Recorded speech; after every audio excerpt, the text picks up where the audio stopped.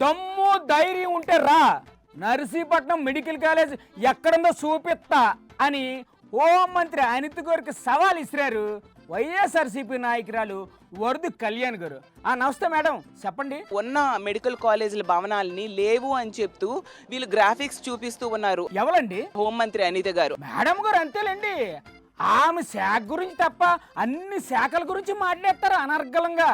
అయితే ఇప్పుడు మీరు ఏం చెప్పదలుచుకున్నారు మేడం గారికి? ఆవిడకి ఒకటే నేను సవాల్ చేస్తూ ఉన్నాను.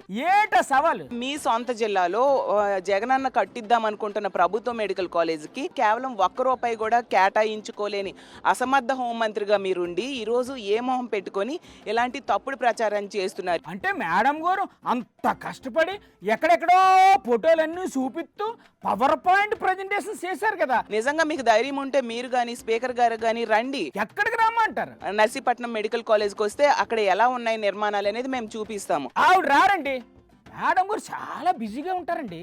కావాలంటే రేపో మాపో ప్రెస్ మీట్ పెట్టి పవర్ పాయింట్ ప్రజెంటేషన్ ఇస్తారు.